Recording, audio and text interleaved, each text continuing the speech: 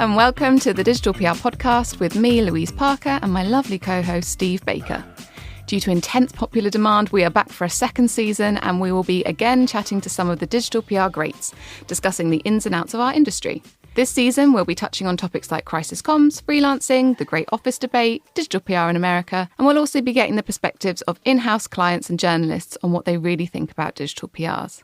Excitingly, this season, we also have a sponsor. Ooh. All 6 episodes are sponsored by our friends at Coverage Book. We all use Coverage Book in the PropellerNet team, and so do agencies and brands all over the world. It's an amazing tool that creates PR reports in minutes, drastically reducing the time that would typically be spent on reporting. Steve, would you like to know a fun fact? Yes, please. One agency team saved $2,000 of PR budget every month when they switched to using the tool. Pretty good. Oh. What we love about it is that it gives you realistic, industry-leading metrics that you don't need to have a data science degree to understand. It does all the clippings for you, so no more boring copying and pasting, and it just looks super snazzy, so you don't have to be a designer to showcase your coverage like a pro. You can visit coveragebook.com and sign up for a free trial to see why some of the best digital PR practitioners in the world depend on Coverage Book. All right, on to our episode.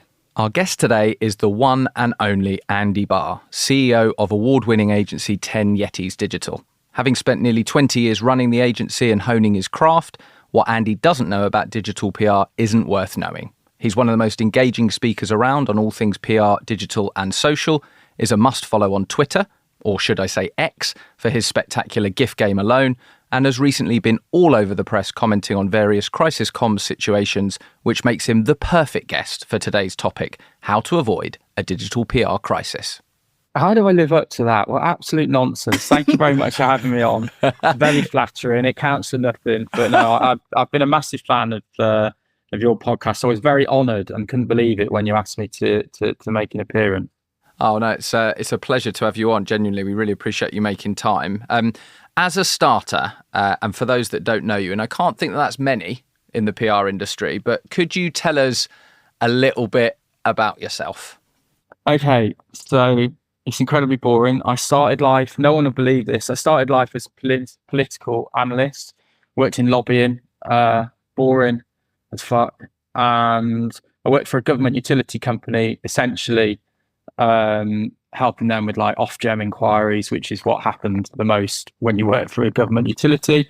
I then, because I basically knew the laws of the electricity industry, because I'm that kind of exciting guy, when there was a crisis with the company, they asked if I'd consider going into the PR team. I went into the PR team. First few weeks, the power company, we turned off millions of people by accident during an England football game. My then head of comms quit, and I was left at probably, I don't know, early 20s running the comms division temporarily because I was terrible at it. I ended up getting sacked, quite rightly. And I ended up running the comms division for this sort of government utility for a few months. I was fucking terrible at it. But anyway, and then I thought, yeah, I quite like this PR business. I'm going to crack on. I've got to remember the truth from the lies now. So yeah, then I went into financial services to do comms for them. I worked for a building society, which again I was sacked from, but it was probably the worst career move I ever made. I just don't fit that kind of twee organization. Went to AXA, who at that time was the 5th largest company in the world, to go and do a variety of comms for them, but ended up doing, the kind of horrible comms, like, if we didn't pay out someone for a holiday claim, because they ticked a form wrong, it was my job to try and defend it, which I couldn't. And then obviously, why would I say obviously? Went to go, I had to shut down a division of AXA in Iceland, the country, not the shop. And I was terrible at that as well. I didn't get sacked from that place though. I then went to go and work for First Group, lovely company, largest passenger transport company in the world. They own obviously GWR, they own Greyhound Bus in America, Yellow School Bus in America, all the various disaster bus companies in the UK. So that was just like real crisis comms, day in, day out, getting spat at in the face by customers at public forums. That was a real career high. And then I just thought, fuck that, I'm going to start my own agency and do something a bit more fun. And there we go. 18 years later, it's, just good fun. Wow. I didn't expect. Boring, isn't it? It's not boring at all. I didn't expect such a varied history. You haven't. I don't think you mentioned the word digital PR once in that phrase, but that has become a newish word over the last couple of years for the kind of PR which focuses a bit more on the kind of SEO impact and focuses on links. Do you class yourself as a digital PR now, or do you still class yourself as a more generic kind of like comms professional? And do you think there is a difference? Let me take a step back there. The downside of having an old person on like me is that I always tell a fucking story. But so crisis comms is what I did day in, day out. I set up the agency because I wanted to do more fun stuff. So my background was in sort of crisis comms and financial services and stuff like that. So we did financial services PR when 10 Yetis first started because that's what I knew. And we won a client that was really big in the online money saving space, and we were doing all this financial services PR for them. And the owner, the CEO, said, "Could you take your approach and try and do it to consumer PR?" So what we would call middle of the paper, which is where financial stories used to be. Could we try and move our content to front of paper? And he sort of sat down and explained why. And at this point, there was no digital PR, there was no online PR. It was just PR, right? And if you got coverage in the front of the paper, it went online, and you got follow links. Follow links were were what happened. I was going to try and use a Latin phrase then, but I'm not intelligent enough to remember what it is. But links came with it. So did this consumer PR. It was fucking easy. It was so much easier than financial services PR because there was less scrutiny. You're just banging any old shite out, and it would get pick up. And I say this deliberately now because I like people to come along and go, "You're talking nonsense." I honestly think we invented digital or online PR in the UK. We were way ahead of the game. My business partner was an SEO. We really understood the value of links, and we were the first to really get it, and we spammed the shit into it. The client that I'm talking about is My Voucher Coach. We took that from zero start. I think he's gone on record and saying, he built the website for 400 quid in, to some guy overseas, and it sold for 55 million in the end. And the only marketing he did at the start was PR. And that's what we did, consumer PR. And I just did it because it was so much easier. And I had called it online PR sometimes when I was winding people up. But but now, obviously, just the full story of that is people came along like you guys, JBH, Rise at 7, and you were just like, actually, we're going to take it to the next level. And you've done it much better than I could have, ever taken it to. And that's kind of what's happened, really. People have come along and just overtaken us and took it to the next level. And I salute you guys for doing that as well. Do you think now then, as it's progressed and more people are doing it, do you think it does sit differently from regular PR, traditional PR, or however you term it? Or do you see it's all part and parcel of one thing, maybe with just different kind of KPIs and goals? I don't really see a difference between all the different elements of PR. I kind of see that there's different divisions of PR, the same way that you have different divisions of the marketing mix, like direct mail, ads, and that kind of thing. But in PR, you would obviously have digital PR because they're the noisiest fuckers out there. And then we've got product PR people who, are doing fantastic things. We've got consumer PR people that are helping people with reputation management. And then you've got crisis comms as well. So we've got loads of different areas. It became a really big thing because you had digital PR people, you had knobhead SEO people going out and just going to people like Charles Arthur, the tech editor of The Guardian as was, and just saying, "Oh, here's a crap tech story. Give me a follow link." And he'd go quite rightly like, "Well, get lost, dickhead." And we did a really funny competition once where you could win a T-shirt that said, "I survived the Charles Arthur pitch," and because I think he wrote a column called "Die PR Die," so we had that put on a T-shirt, like Frankie says, "Relax." So yeah, I don't really see a difference between digital and normal PR.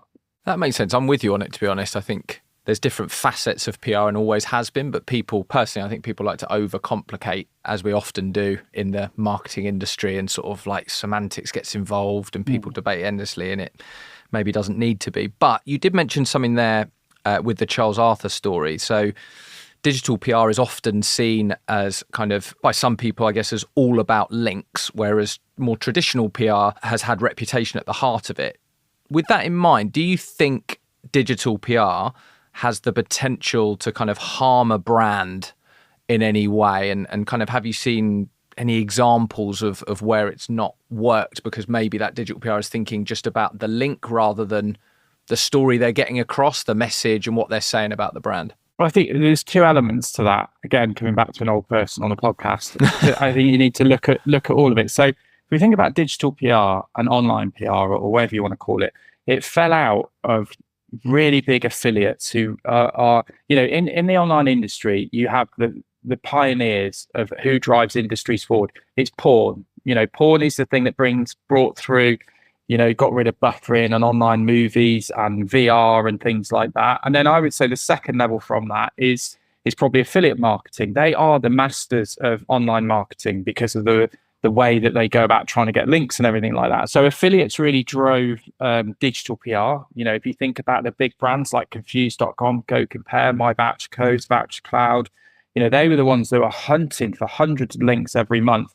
But then affiliates had its own reputation problem. So obviously, famously, the ASOS CEO described affiliates as grubby little people in their back bedroom, which obviously people like Confused.com would disagree with that. And that's where this kind of reputation, I think, digital reputation issue has come from. And that's now followed through. Now, don't get me wrong.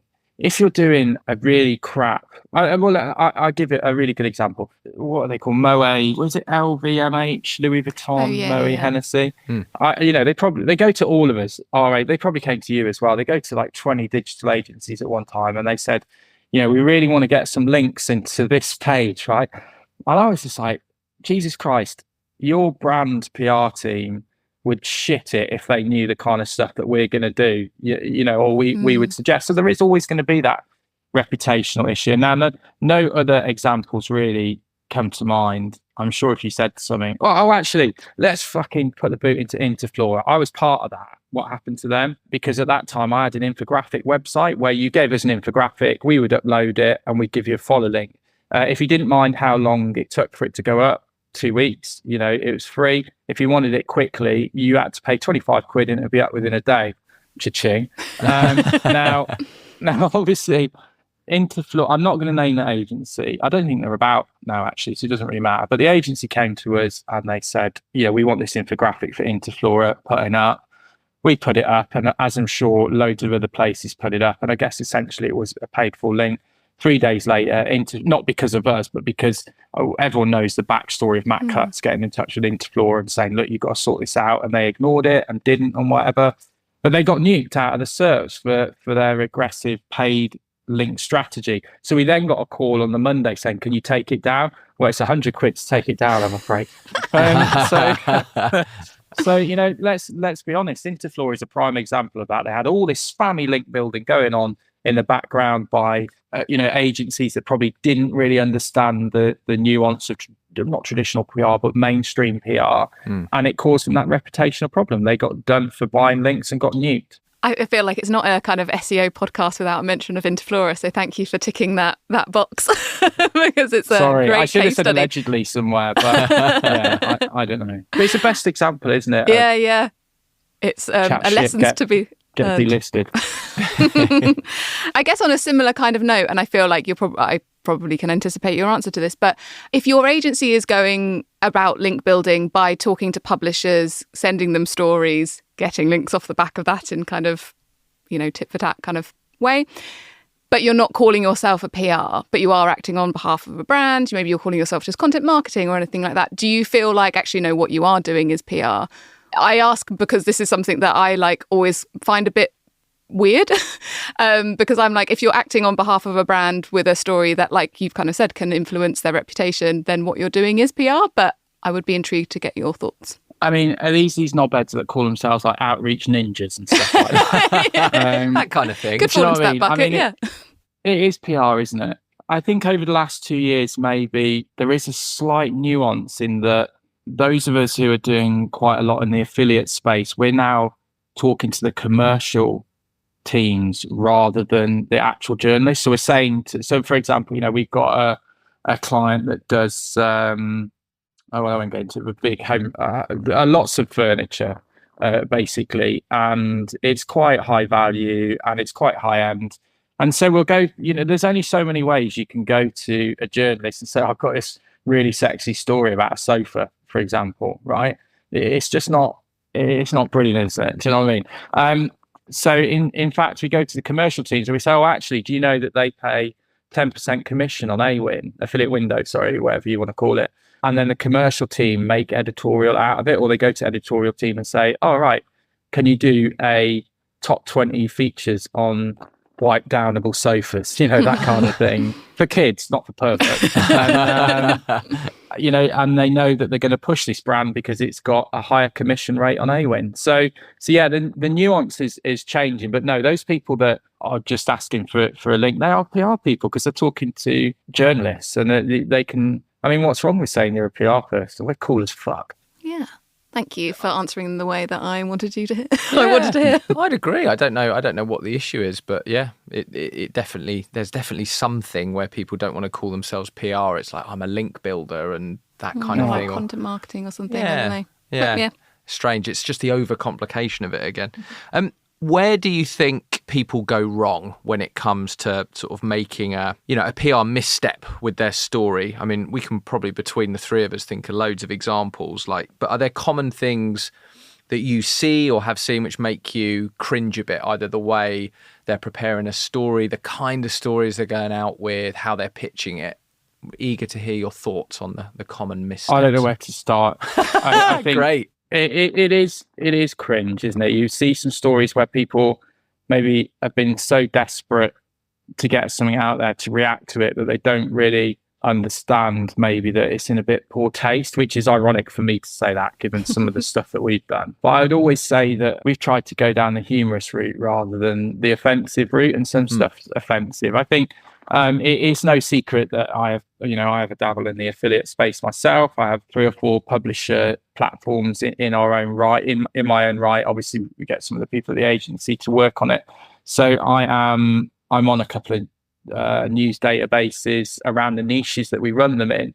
Fuck me, some of the press releases that we get, I mean, I could write a book on how not to do it. But one of the things I'm really hating, and I really feel bad for journalists for now, is these automated tools for outreach. So I don't know what company it is. I imagine I love BuzzSumo, but I imagine it's something to do with BuzzSumo or someone like that. Where the press release goes out, and then it's like a sales filter, basically. 2 days later, they'll say they know you've read it because they've got some creepy tracking in there, which again is fine.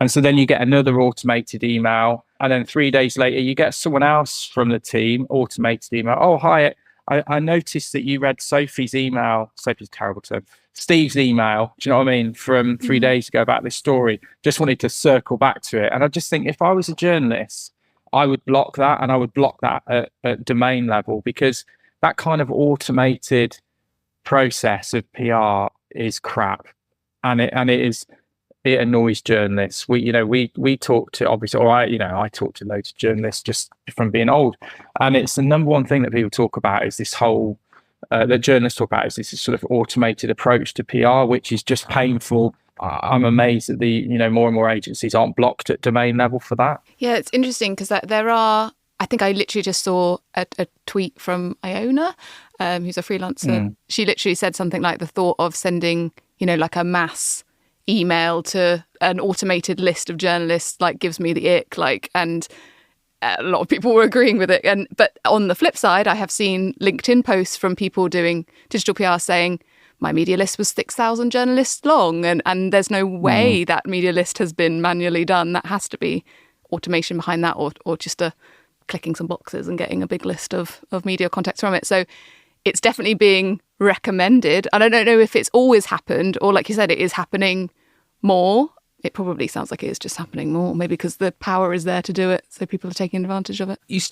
I still like someone on Twitter, either like an ad or a sponsor thing or something that just popped up in my feed. And there are people wherever I can't remember where this guy was based, but he was sort of pitching for like a give me your business, because I know it's a numbers game. So the more pitches you send out, the more kind of joy you're going to get, which essentially is selling yourself on a scattergun approach, which obviously journalists are going to hate. But I question, and Andy, it'd be really good to hear your thoughts, because when I first started in PR, so this is like pre-PropellerNet, it feels like it hasn't changed that much. It's just the method has changed. So I was literally, my first job was being given a press release. I had no input into the writing of it or the creation of a media list. It was like, there's a press release, there's a list of phone numbers, here's a phone, call up everyone on that list and sell them the story. And like, I was trying to sell health stories on like my first week to, I think her name's Sarah Bosley, like the health editor of the Guardian, and just getting like absolutely ripped apart. But they saw it as a numbers game. That first company, it's like the more people you call, the more success you're going to get. And it's just, I never saw it as true. But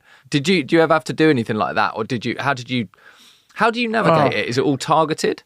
I'm very similar to you when, I call it having a proper job and I worked in-house. I remember calling Charles Ray from The Sun. I think he was on the business or finance desk trying to flog some mortgage story to him. And he just was like, who's this? I said, oh, Andy Barr from XYZ brand. And he just went, fuck off, Andy Barr, and put the phone down on me. So, I mean, no, it doesn't work, does it? And no, I think there's two elements to this. Obviously, I'm not going to shy away from it. When we started out, we definitely spammed stuff because that's, that's just the way it was. There was thousands more journalists than there are now.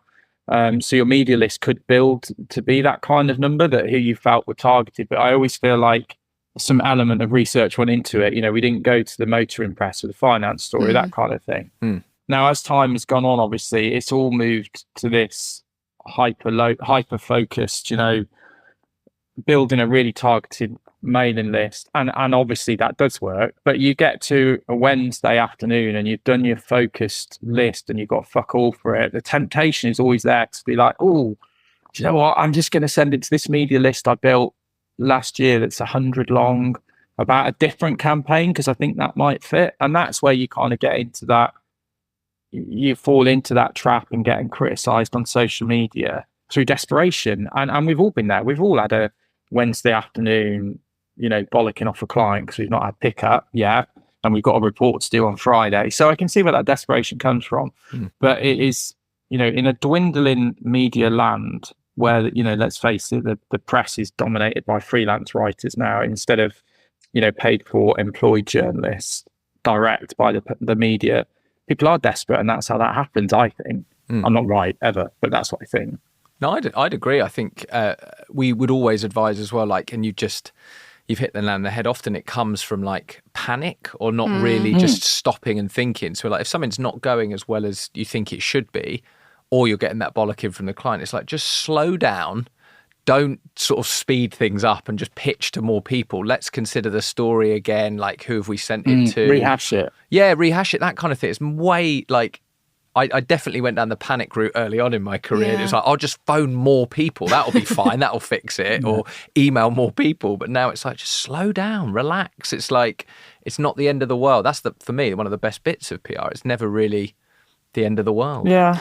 And you kind of end up feeling a bit sorry for journalists. I mean, like, I write a column for an industry mag and I get sent so much scandal every week that, I always say, like, one of my biggest nightmares is not my browsing history, it's someone seeing my DMs on the amount of stuff that I get sent, gossip and stuff like that.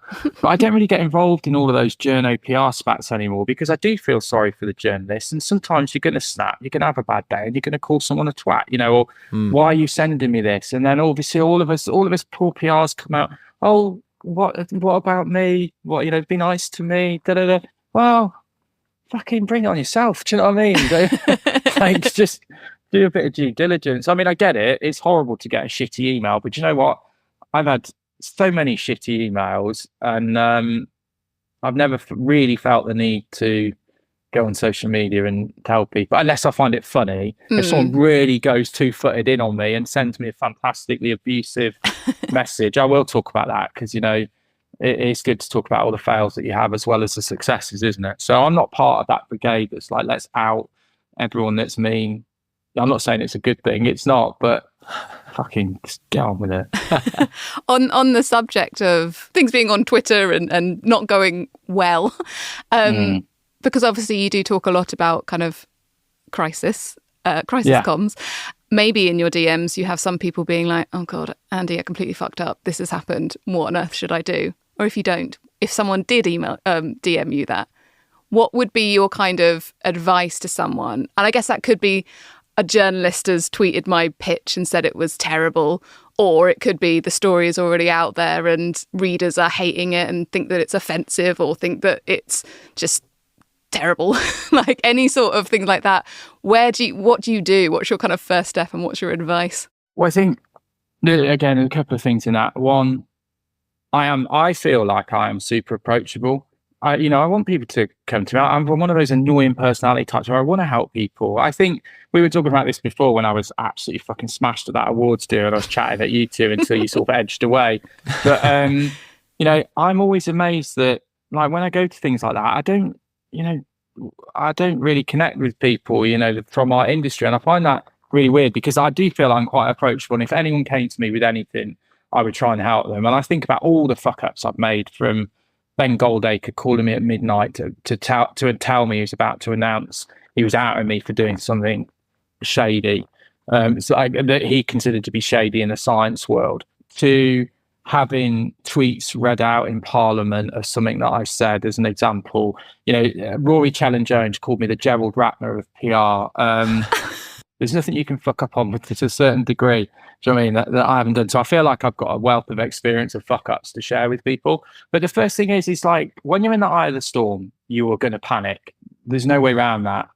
But it passes very quickly, especially nowadays where, you look at, I can't remember the agency, and I'm not going to say them because I feel it'd be a bit crappy, but there was an agency that had all that drama with the Taylor Swift, eco flight story, whatever. And I saw all that going on. I just dropped a couple of them a message and was like, do you know what? Don't worry about it. Do you know what I mean? This too shall pass. I can't remember who said it, probably Mel Gibson. But, just don't worry about it. In the moment, it's going to be carnage, but it will all calm down and it will all seem fine. Sweatygate went on my first, this is a really good example. I went on my first lunch after having twins with my then wife, and PR Week rang me for a quote about an agency that had been outed for using one of their staff as a case study for some sort of sweat deodorant.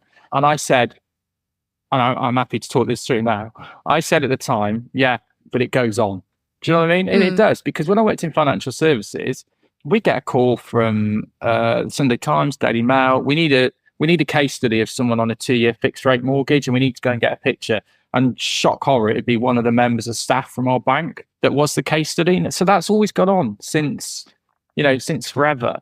But yeah, get in touch. I'm more than happy to help. And I'm easy to find. So yeah, that's no worries. Do you think a lot of the kind of advice then is more like reassurance rather than, like there's not like a textbook, okay, number one, you do this and then you do this and then everything's going to be fine. It's more just like as you said, this will pass. It's a bit shit right now, but we'll get through it. As a person, personally, yeah, there's no textbook approach. I think corporate, so, from my crisis comms point of view, and ultimately I've done that all my career. I really enjoy it. I enjoy it far more than fucking link building. Crisis comms is brilliant. Worked with some of the biggest brands around the world on it. And that is a bit more formulaic. Apologize if you can. If you're not going to trigger any legal consequence, announce an investigation. All the normal stuff that every crisis person talks about. It is a bit more formulaic. But when it's personal and it's you in the firing line, no, you just got to panic for the first day and then see what happens. But I am a living example of surviving disasters that I've caused myself. Yeah, it does. I mean, it all passes, as you say. That's why one of the reasons why I kind of gravitated towards PR, because a lot of my friends were going into like quite serious jobs, like, becoming surgeons and things, where if you're like hungover and you sort of slip or something, you're going to actually cause some damage. Whereas with PR, it's like nothing I can do is that bad. But you on the crisis comm side, like how would you deal with things with the client if you've really mucked up in some way? Like I can't think of a specific example, but like if you've, I don't know, offered like a bit of comment off the record or chatted or revealed something you shouldn't have and it's got out to a journalist, because that's when things can get a bit hairy, can't it? And like share prices can drop and, investigations start and things. Well, we've had 2 situations in our history that have made me sort of shudder or immediately sweat through my t-shirt. One is a junior member of our team a long, long time ago changed a word to regulated in a healthcare release because they felt that it gave more gravitas to the story, which it did, but they weren't regulated, and the sort of medical press picked up on it, and we were on a bit of a sticky wicket. So the press release has been approved, and that person had, just unfortunately made the decision to just add the word regulated in. It caused us loads of hassle. Yeah. But, we got through it. And it's always, and I always say this in any crisis situation, it's about trying to be transparent, isn't it? And I think you just have to go to the client and say, do you know what? We fucked up. Now, obviously, there's varying degrees of fucked up, and that's one where you probably end up losing the client unless nothing comes out. Which in this case, there was no story that came out because we were just honest and said, look, that's us. We ballsed up on the press release. And then one really innocent one, we got a stock image from a website. No, we bought a stock image. That's right. We were all legit, above board, and we used it in a press release, an editorial stock image, which obviously you pay a bit more for. And the person that bought it didn't sort of twig, but it was actually a minor celebrity's kid, and it had been put on there by someone like Splash Images or somebody like back in the day. Do you know what I mean? When they used to do that, and we got a takedown notice served on us on our website, like within hours of that going out. And I couldn't work out why. I can't say who the celeb is, but they were American, big music celeb, and they were outraged, I guess quite rightly. But we bought the picture legitimately. We were able to show that to the hosting company. It all calmed down on the end. But those are the times that I've really thought, oh, Christ, that's a tricky thing to manage. On that occasion with the car one, where the client had, you'd come up with a story, you'd got their sign off, and then obviously it didn't go down so well with certain people. Who do you kind of see as to blame? As in, like, is it equal blame to the client and to the agency because the agency came up with it, but also the client signed it off? Or in those kind of scenarios, is it always that the kind of agency has to fall on their sword and say like, oh, it was all our fault, sorry? Well, I think in this occasion, we all celebrated because it got an absolute ton of coverage. Basically, the story was the company that was the most traded in car in America on We Buy Any Car, we said was the least popular car. And with hindsight, we've let the story get in the way of the truth. And, we could have worded it better. But it got a load of coverage. The client was fairly relaxed because they weren't getting threatened by the car company. We were, because we put the press release out. And some snitch of a journo sent it to the press office of the car company. So, you just take it on the chin, don't you, and wait for the legal letters to roll in, and then you deal with them as and when. With another money-saving client, they got themselves wrapped up in an ASA investigation, nothing to do with us, luckily. And you just deal with it as and when it happens. But I think the good thing about working with people that have worked in a crisis before, what the next steps usually are. So I know that the main driver behind that ASA complaint was that it was the last case that the ASA were going to handle under those particular laws. So they wanted to make a big sort of hullabaloo out of it. And we made sure that, we communicated that in all of our responses. So I think it's about understanding where the driving force is coming from the negativity that you're getting. That's fair. And what's the, I know we talked a little bit about panicking, but in those kind of scenarios, like you talk really eloquently and like reassuringly, I think, to a lot of listeners about how, things will pass and it's not the end of the world and, just to sort of remain calm. What do you think are the worst things you could do if like a story's going badly? Is it just the kind of basics, like don't get aggressive on social media and start defending it to the hilt? Like what would you advise not to do? Well, I think there's so many things, essentially it comes down to don't lie to try and get out of it. And that is the temptation, obviously, sort of early on in agency land, having worked in-house for some really big companies that did some really bad things deliberately. It's always an accident when crisis happens. No one thinks, right, I'm going to fucking drop a bomb here. Do you know what I mean? Yeah. It's always an accident. So I think it's about not lying to try and cover things up. And I think the Coots example is a really good example of that. Basically, they didn't agree with Farage's views. Whether that's right or wrong, that's for more intelligent people than me to debate. And instead of just saying that, they made up that nonsense about him not ticking the financial wealth box. And, that was essentially a fib to try and cover up the origins of the story. So that is a really good recent example. So don't fib. that's the best way. If you can be transparent, you have to be. The area that always causes issues is where you've got the legal ramifications. So I think I can't remember the name of the company, so I'll say it's generic, but there was a holiday company where a couple of kids sadly passed away from carbon monoxide poisoning, and the holiday company, they didn't say sorry, and they couldn't. Realistically, we beat them up. I did a column about how it's just inhumane to not say sorry. But realistically, they'd have had the legal team in their ear saying, do not apologize, never say sorry, because that's admitting liability. And that's, that will be leapt on by the prosecution lawyers when it goes to court. So that's the difficulty, is when, every comms person or every CEO that's put out to front up something like this, they want to say sorry, because you do if you've caused someone hurt or distress. And I think that's the difficulty, and not getting that mixed up with that being a lie. That's not a lie. That's just, you've got a legal person in your ear telling you not to do it. Yeah, that is a consideration that's very, very important, and especially when it's like in a more serious story. With the kind of digital PR hat on, and thinking about things that if you shouldn't do, let's say you've done a campaign, you've got a campaign page on your website, and everyone hates your story and is ripping it to absolute shreds. Is it right or wrong to just delete the story? Do you go to the journalist and say, look, you covered it, can you just take it down because this is causing me a lot of heat? Are those possibilities, or is that a no-no? Did you do the furniture story? Is this what we're talking about? Yeah. No. We didn't do the furniture story, no.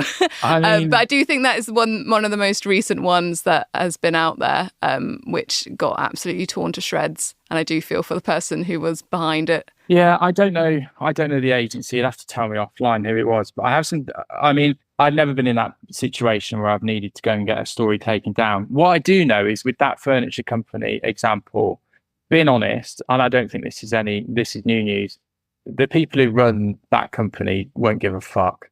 They want the links because they know that they want to rank for cheap office chair, and they won't care. If we don't want to talk about that because that's a bit controversial, let's talk about Protein World, who were a client of ours for a little bit. And the CEO of Protein World, has gone on record as saying that campaign that they did about Beachbody Ready, they got absolutely fucking nailed, quite rightly, because it was, really, really dodgy campaign.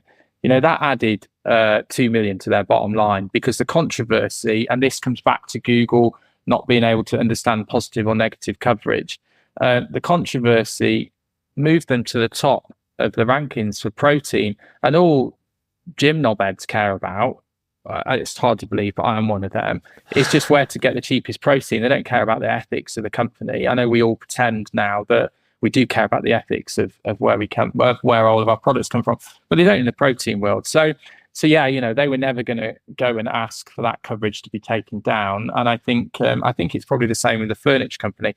I imagine the PR agency were a bit like, oh fuck, what have we done? Especially as they were potentially going to get outed for doing it. And I had a lot of people send it to me, but I didn't do anything with it. Or I think I talked about it once, and then someone from the agency said, actually, can you not do this for bad PR or something like that? Yeah, anyway, so no, I have never had that. But I think that furniture company wouldn't have cared. They'd have liked the links that come from it. It's like that guy, the dentist in America who shot the lion. He had the best ranking fucking dental practice in America after that, because, all of the world's media wrote about him and where he worked. So there's a nuance, isn't there? Google doesn't understand positive or negative coverage still. I don't know the dentist. Did you say dentist who shot a lion story? Cecil the lion, absolute prick. Not the lion was lovely, but yeah. Dentist shot a lion on one of those, manufactured hunting tours they do in South Africa. He was quite a famous lion, probably had his own TV show, I don't know. And it went everywhere about what a horrible guy this chap was, but it said, and he worked at XYZ dental practice. And the knock-on effect was that his dental practice God knows anywhere, ranked number 1 for dentistry in America. Yeah, because he'd had all this coverage. I think we're going to move on to our final question, which we're going to ask all guests. What do you think the future of digital PR can be? You can interpret it how you want, but it can be in the next few months or the next decade? I mean, you've been in the game a fair while, and like, it'd be really interesting to hear your views on like where you think it's going next. God, that's a question. I imagine everyone's going to talk about AI, which does play a role, but I'm not overly fussed or concerned about it.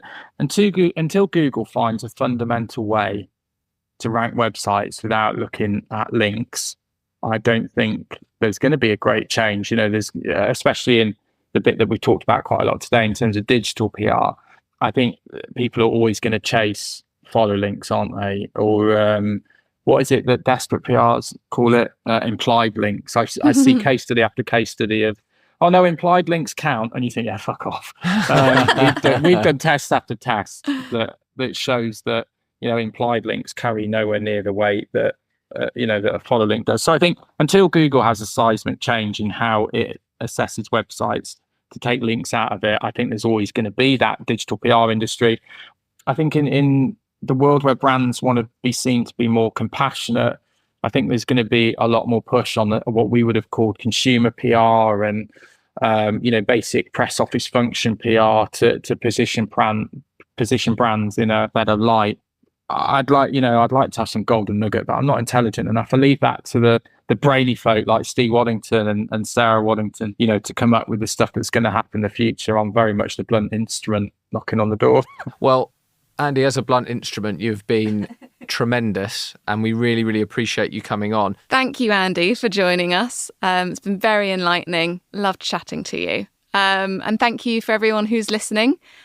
Please follow the Digital PR Podcast to be told when more episodes are out. Bye-bye.